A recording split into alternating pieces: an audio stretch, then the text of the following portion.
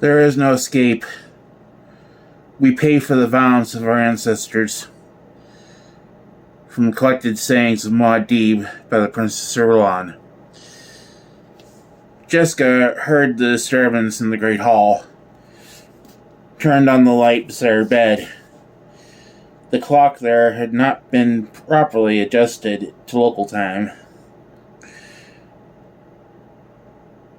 and she had to subtract 21 minutes to determine that it was about 2 a.m. The disturbance was loud and incoherent. Is this a Harkonnen attack? She wondered. She slipped out of bed, checked the screen monitors to see where her family was. Screen showed Paul asleep in the deep cellar room they'd hastily converted to a bedroom for him.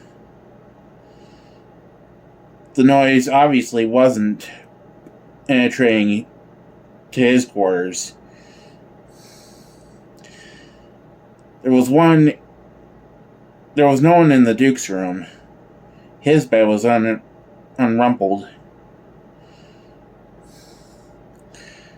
Was he still at the field CP? There were no screens yet to the front of the house. Jessica stood in the middle of her room, listening. There was one shouting, incoherent voice. She heard someone call for Dr. Yue.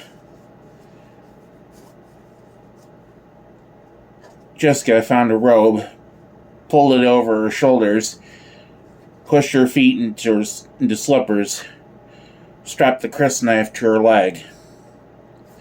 Again, the voice called out for Yue.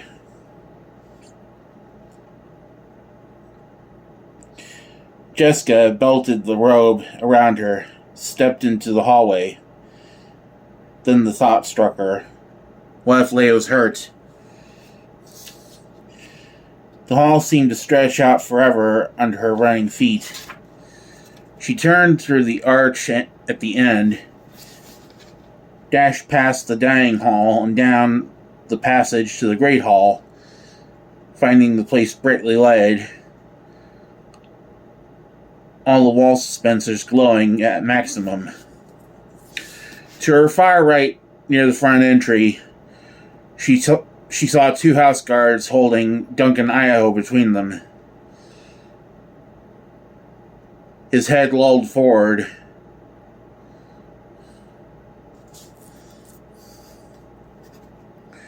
And there was an abrupt panting sounds to the scene.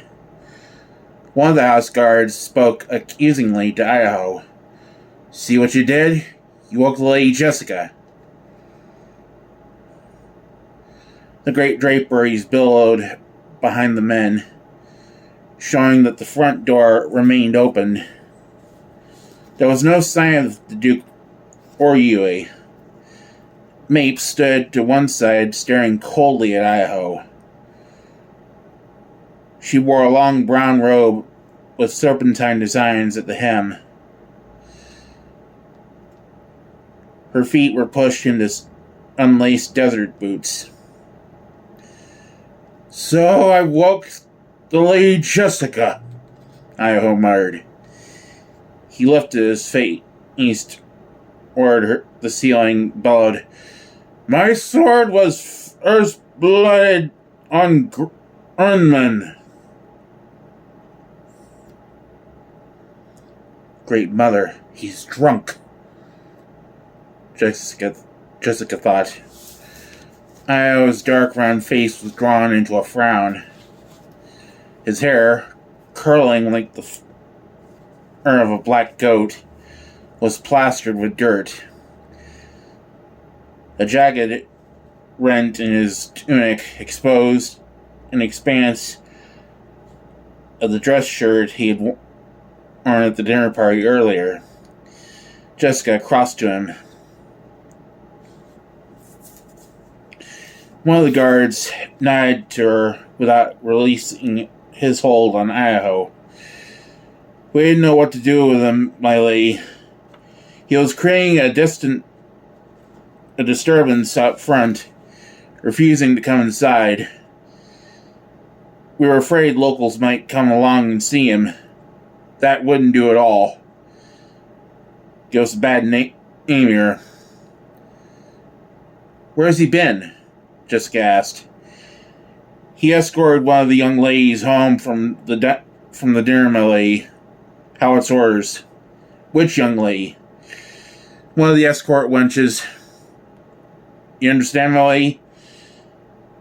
He glanced at Mapes, lowered his voice. They're always calling on Idaho for special surveillance of the ladies.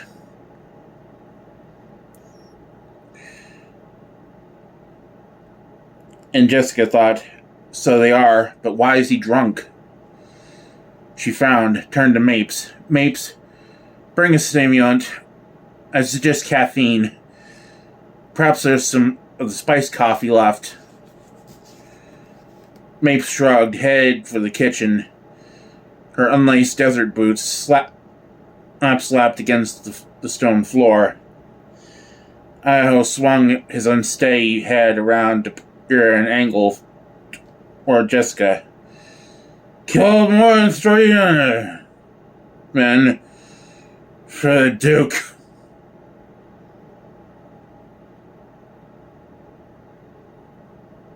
He muttered.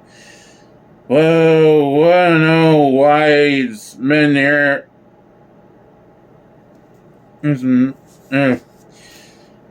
can't live under ground here. Can't live underground here. What kind of place is it, huh? The sound from the side holland tree caught Jessica's attention. She turned, saw Yui crossing to them, his medical kit swinging in his left hand. He was fully dressed, looked pale, exhausted. The diamond tattoo stood out sharply on his forehead. The good doctor, I shied. Where are you, Doc? Split up, pills, man. He turned blearily toward Jessica. Make a damn fool, huh? Jessica frowned, remained silent, wondering, why would Idaho get drunk? Was he drugged? Too much spice beer. Too much spice beer. Idaho said, attempting to straighten. Mapes returned with a steaming cup in her hands, stopped uncertainly behind Yui. She looked at Jessica, who shook her head. Yui posed it on the floor, nodded green to Jessica, said, Spice beer, huh? Best damn stuff I ever tasted, Io said. He tried to pull himself to attention. My soul is fresh blood on Grumman. Kill Arrakeen. I come for the Duke. Yui turned, looked at the cup in Mapes' hand. What is that? Caffeine, Jessica said. Yui took the cup, held it toward Idaho. Drink this, lad. Don't anymore, shake. Drink it, I say. Idaho's head wobbled toward Yui, and he stumbled one step ahead, dragging the guards with him. I'm already fed up with losing the Imperial Universe stuff. Just once we're gonna do this thing my way. After you drink this, Yui said, it's just caffeine. It's probably like all the rest of this place. Damn son, stew bread. None is a red in color. Everything's wrong well, it's nighttime now. Yui said. He spoke reasonably. Drink this like a good lad. He'll make you feel better. Don't feel better. We can't argue with him all night, Jessica said. And she thought, this calls for shock treatment.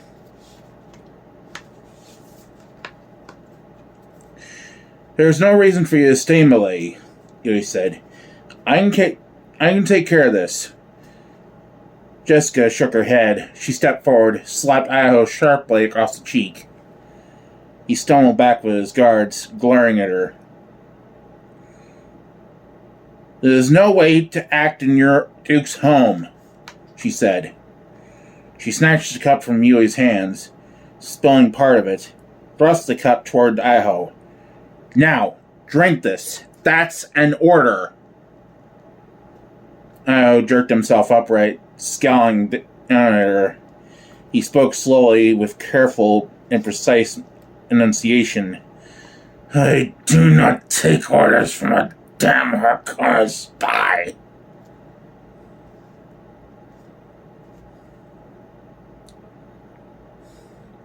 Yui stiffened, whirled face to face Jessica. Her face had gone pale, but she was nodding. It all became clear to her. The broken stems of meaning she had seen in words and actions around her these past few days could now be translated. She found herself in the grip of anger almost too great to contain. It took the most profound of her Bene Gesserit training to quiet her pulse and smooth her breathing. Even then, she could feel the blaze flickering. They were always calling on Idaho for surveillance delays.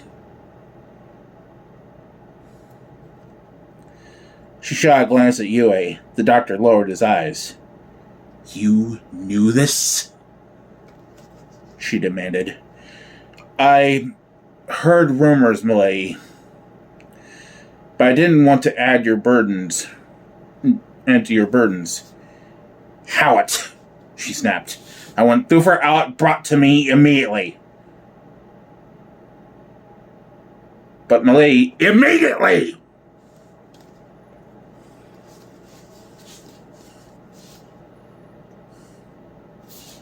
It has to be Hiwat, she thought. Suspicion such as this could come from no other source without being discarded immediately. Io shook his head, mumbled. Shh. Ugly old damn thing.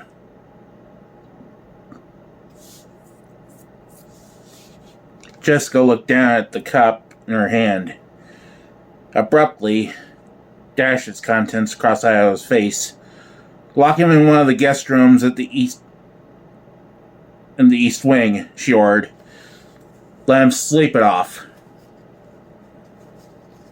The two guards stared at her unhappily.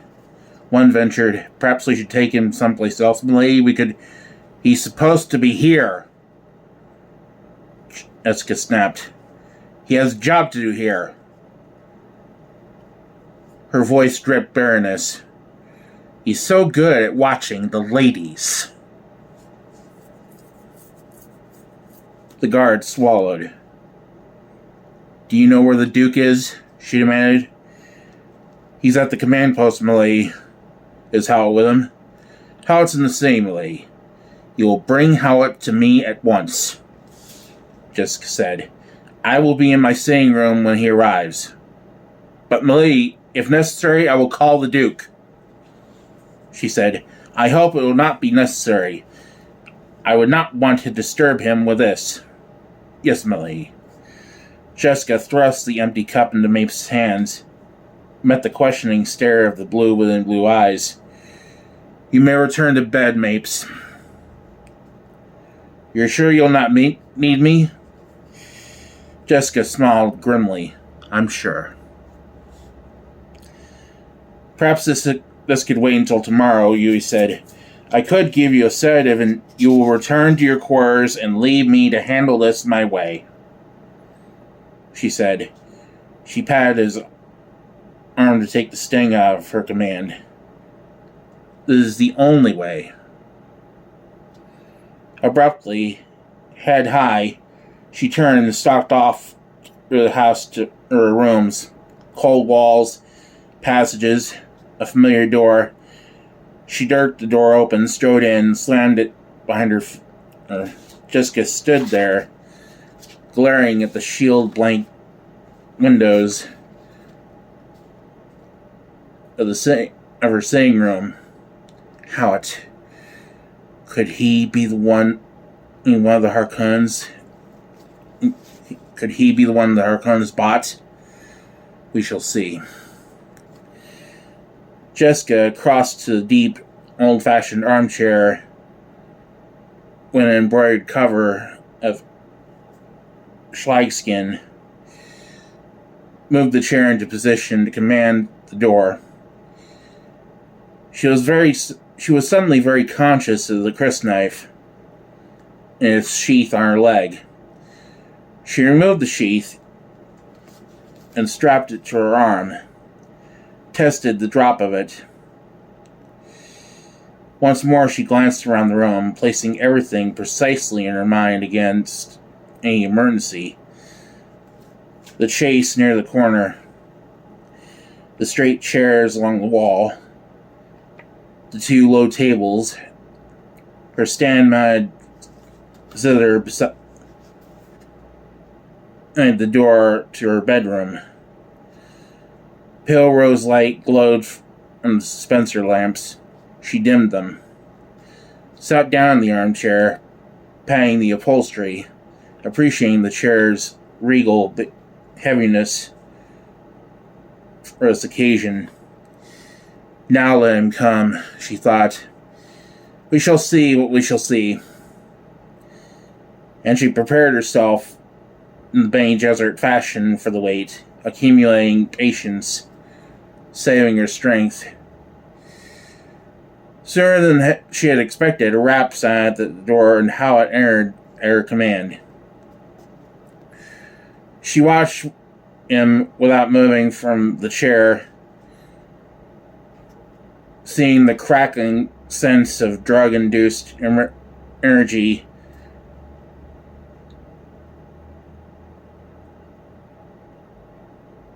in his movements, seeing the fatigue beneath. Howard's rheumy old eyes glittered.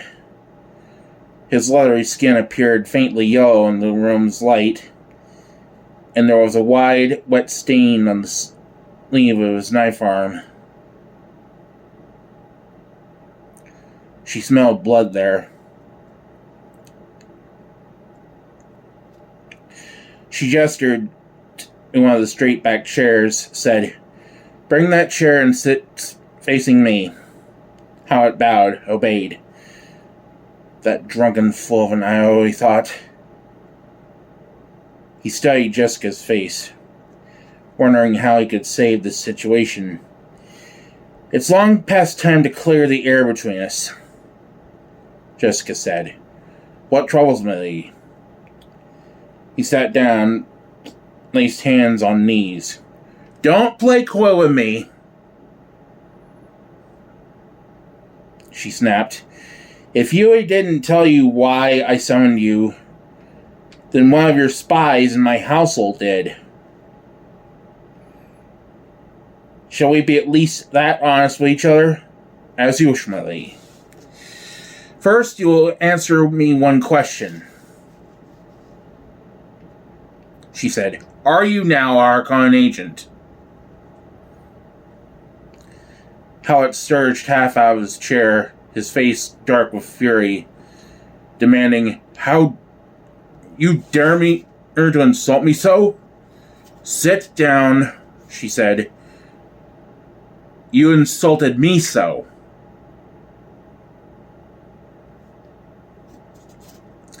Slowly he sank back into the chair, and Jessica, reading the signs of this face that she knew so well, allowed herself a deep breath.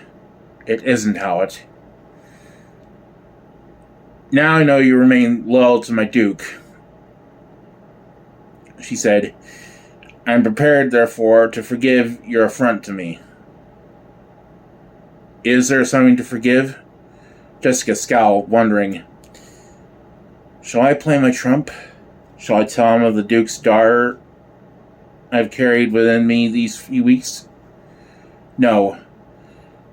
Leo himself doesn't know.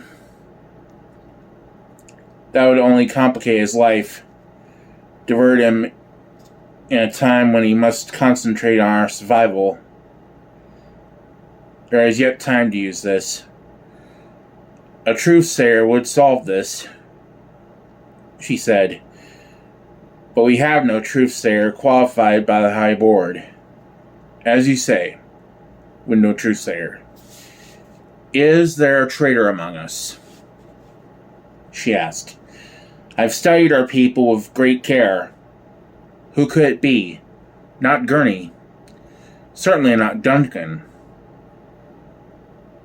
Their lieutenants are not strategically enough placed to consider. It's not you, Thufir. It can't be Paul. I know it's not me. Dr. Yue, then? Shall I call him in and put him to the test? You know that's an empty gesture, Howard said. He's conditioned by the High College. That I know for certain. Not to mention that his wife was Bene Gesserit slain by the Harkonnens, Jessica said. So that's what happened to her, Howard said. Haven't you heard the hate in his voice when he speaks the Harkonnen name? You know I don't have the ear, Howard said. What brought this space suspicion on me? She asked. Howard frowned. My lady puts her servant in an impossible position. My first loyalty is to the Duke. I'm prepared to forgive much because of that loyalty, she said. And again, I must ask, is there something to forgive? Stalemate? She asked. He shrugged. Let's discuss something else for a minute, then, she said. Duncan Idaho, the admirable fighting man whose abilities at guarding and surveillance are so esteemed. Tonight, he overindulged in something called spice beer. I hear reports that others among our people have been stupefied by this concoction. Is that true? You have your reports, Millie. So I do. Don't you see this drinking as a symptom, Thufir? My lady speaks riddles. Apply your mentat abilities to it, she snapped. What's the problem with Duncan and the others? I can tell you in 4 words. They have no home. She dabbed a finger at the floor. Arrakeen, that's their home.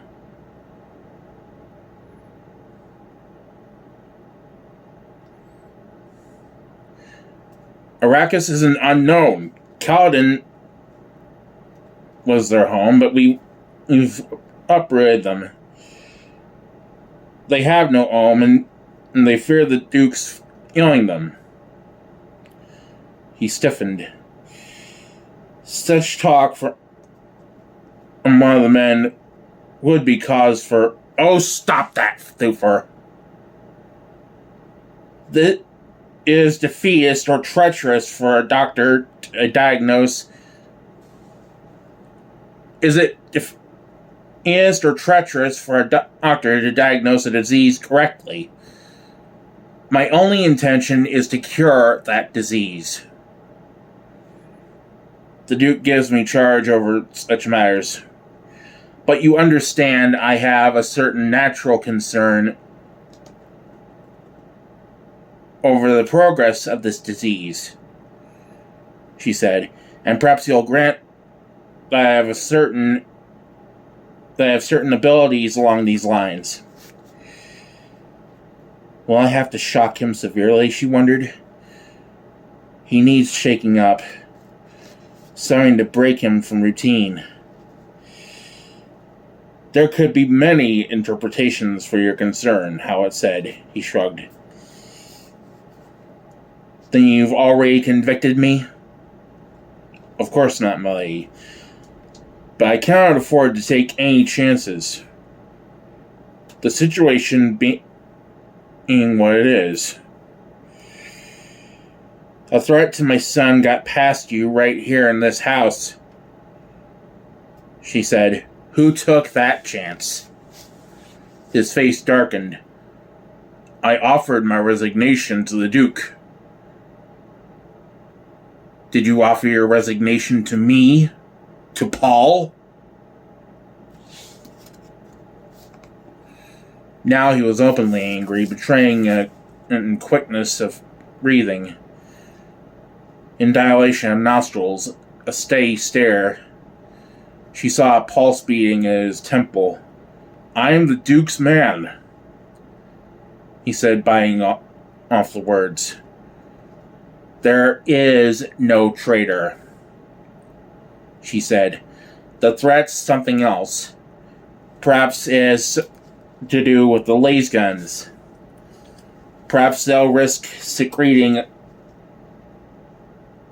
a few laser guns with timing mechanisms aimed at house shields.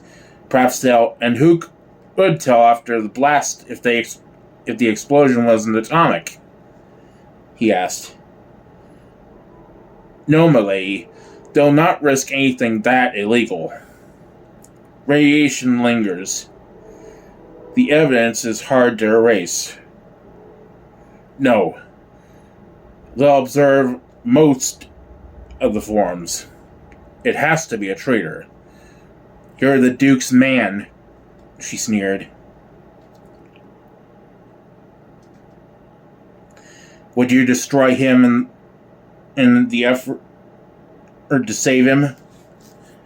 He took a deep breath, then, if you're innocent, you'll have my most abject apologies. Look at you now, Thufir, she said. Humans live best when each has his own place, when each knows where he belongs in the scheme of things. Destroy the place and destroy the person. You and I, Thufir, of all those who love the Duke, are most ideally situated to destroy the other's place. I could not whisper suspicions about you into the Duke's ear at night. Could I not whisper suspicions about you into the Duke's ear at night? When would he be most susceptible to such whispering, Thufir? Must I draw it or you more clearly? You threaten me, he growled. Indeed not. I merely point out to you that someone is attacking us through the basic arrangement of our lives. It's clever, diabolical. I propose to negate this attack by so ordering our lives that there will be no chinks for such barbs to enter. You accuse me of whispering baseless suspicions? Baseless, yes.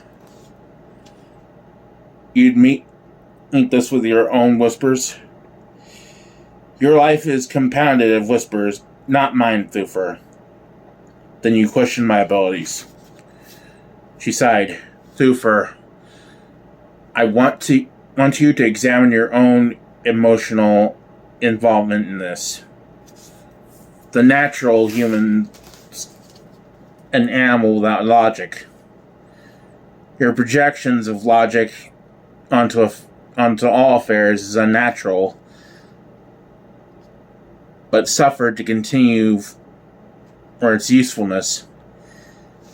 You're the embodiment of logic, a mentat, yet your problem solutions are concepts that, in a very real sense, are projected outside yourself.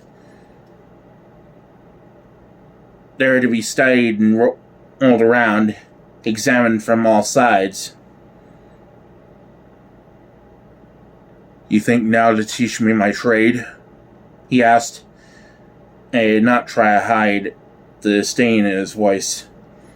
"Anything outside yourself this you can see and apply your logic to it," she said. "But it's a human trait that when we encounter personal problems, those things most deeply personal are the most difficult to bring out or our logic to scan."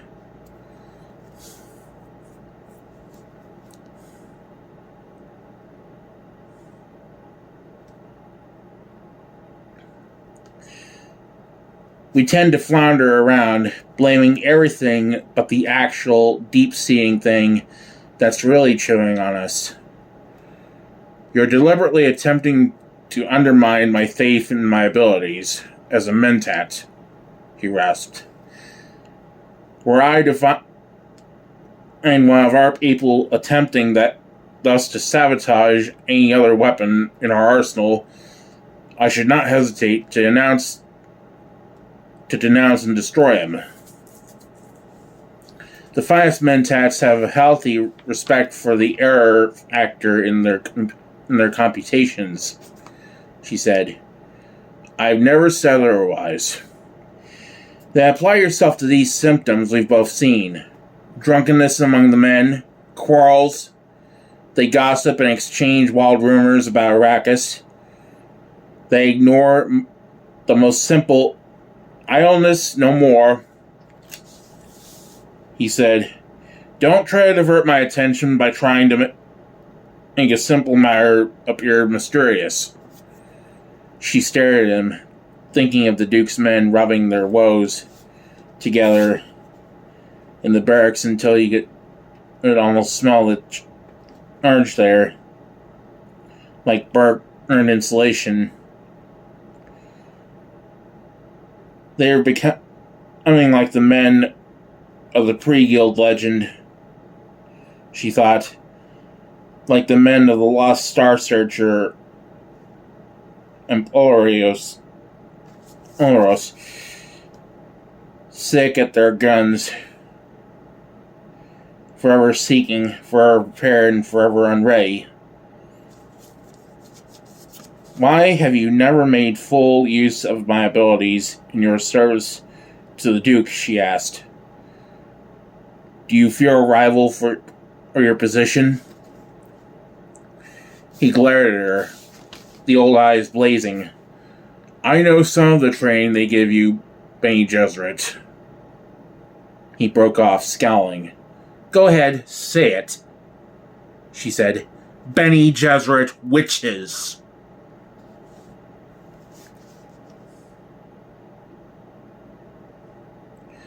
"I know something of the real training they give you," he said. "I've seen it come out in Paul. I'm not fooled by what your schools tell the public. You exist only to serve. The shock must be severe, and he's almost ready for it," she thought.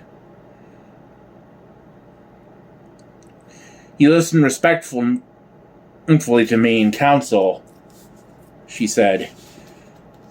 "Yet you seldom heed my advice. Why?" "I don't trust your Bene Gesserit motives."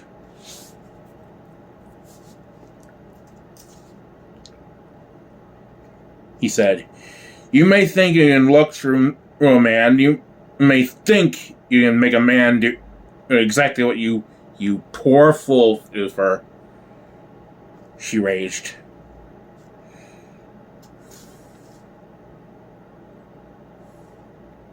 He scowled, pushing himself back in the chair. "Whatever rumors you've heard about our schools," she said, "the truth is far greater. If I wished to destroy the Duke, or you, or any other person within my reach, you could not stop me." And she thought, why do I let pride drive such words words out of me. This is not the way I was trained. This is not how I must shock him. Hiwat slipped a hand beneath his tunic, where he kept a tiny projector of poison darts. She wears no shield, he thought. Is this just a brag she makes? I could slay her now, but the consequences if I'm wrong. Jessica saw the gesture toward his pocket, said, "Let's pray violence shall never be necessary between us." "A worthy prayer," he agreed.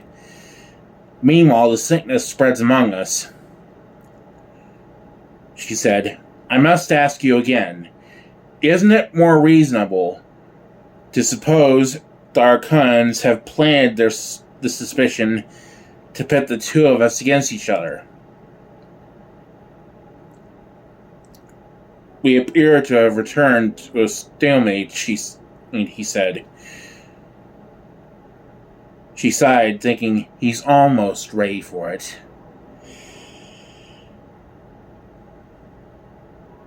"The Duke and I are father and mother surrogates to our people," she said. "The position he hasn't married you," Hiwat said. She forced herself to calmness, thinking, a good riposte that. "But he'll not marry anyone else," she said. "Not as long as I live. And we are surrogates, as I've said.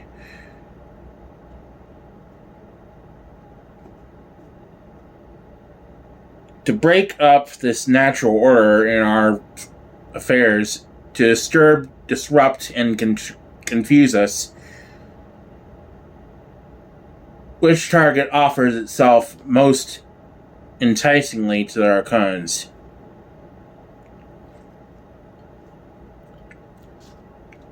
He sensed the direction she was taking, and his brows drew down in a lowering scowl. "The Duke?" she asked. "Attractive target, yes. But no one, with the possible exception of Paul, is very guarded. Me? I tempt them, surely, but they must know the Bene Gesserit make difficult targets. And there's a better target, one whose duties create necessarily a monstrous blind spot, one to whom suspicion is as natural as breathing, one who builds his entire life on innuendo and mystery." She darted her right hand toward him. "You." Hiwat started to leap from his chair. "I have not dismissed you, Thufir!" she flared. The old Mentat almost fell back into the chair, so quickly did his muscles betray him.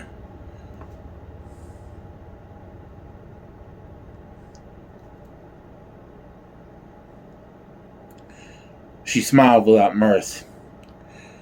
"Now you know something of the real training they give us," she said. Hiwat tried to swallow in a dry throat. Her command had been regal, peremptory, uttered in a tone and manner he had found completely irresistible.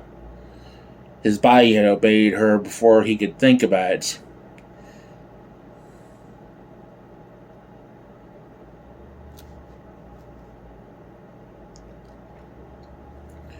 Nothing could have prevented his response. Not logic, not passionate anger, nothing.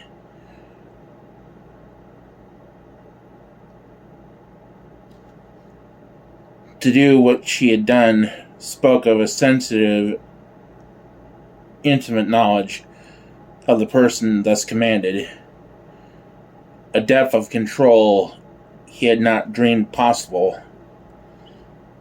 I have said to you before that we should understand each other, she said.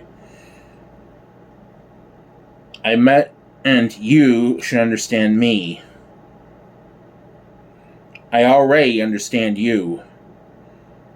And I tell you now that your loyalty to the Duke is all that guarantees your safety with me.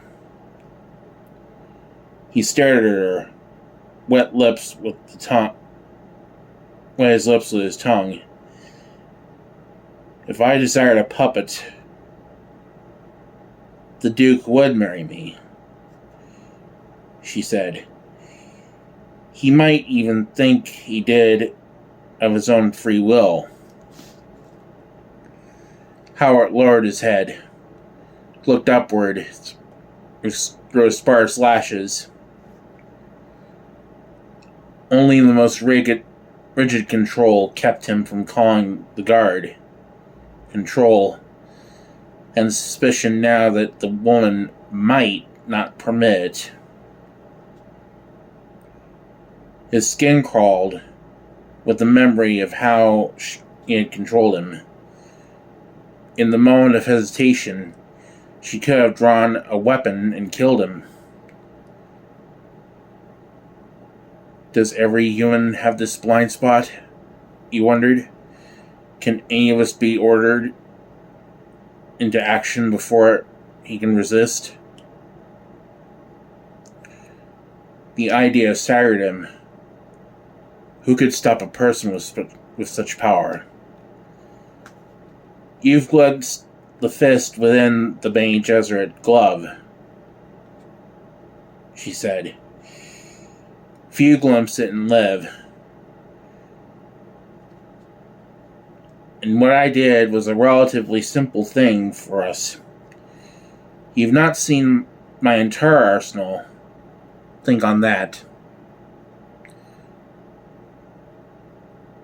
Why aren't you out destroying the Duke's enemies? He asked.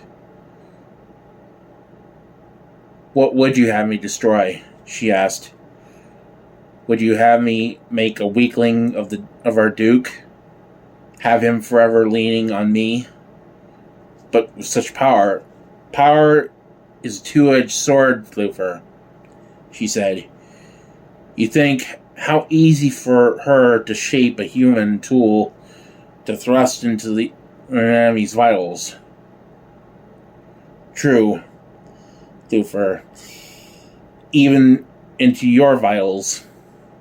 Yet, what would I accomplish? If enough of us Bene Gesserit did this, would it make all Bene Gesserit suspect? We don't want that, Thufir. We do not wish to destroy ourselves. She nodded. We truly exist only to serve. I cannot answer you, he said. You know I cannot answer. You'll say nothing about what has happened here to anyone, she said. I know you, Thufir. Milady. Again the old man tried to swallow in a dry throat. And he thought, she has such great powers, yes. But would these not make her an even more formidable tool for the Arrakeenans? The Duke could be destroyed as quickly by his friends as by his enemies, she said. I trust now you'll get to the bottom of this suspicion and remove it. If it proves baseless, he said. If, she sneered. If, he said. You are tenacious, she said. Cautious, he said. And aware of the error factor. Then I'll pose another question for you. What does it mean to you that you stand before another human? That you are bound and helpless, and that the other human holds a knife at your throat? Yet this other human refrains from killing you, frees you from your bonds, and gives you the knife to use as you will. She lifted herself out of the chair, turned her back on him. You may go now, Thufir. The old Mentat arose, hesitated, hand creeping toward the deadly weapon beneath his tunic. He was reminded of the bull ring and of the Duke's father, who had been brave no matter what his other failings. And one day at the corrida long ago, the fierce black beast had stood there, head bowed, immobilized and confused. The old Duke had turned his back on the horns, cape thrown flamboyantly over one arm, while cheers rained down from the stands.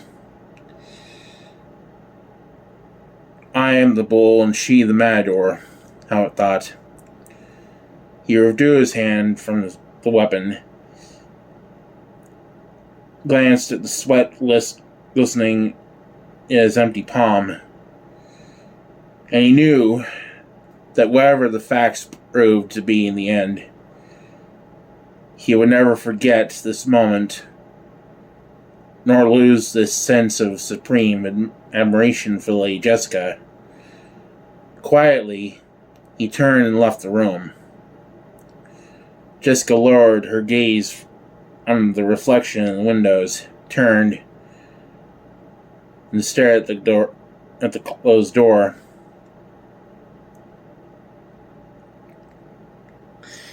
Now we'll see some proper action, she whispered.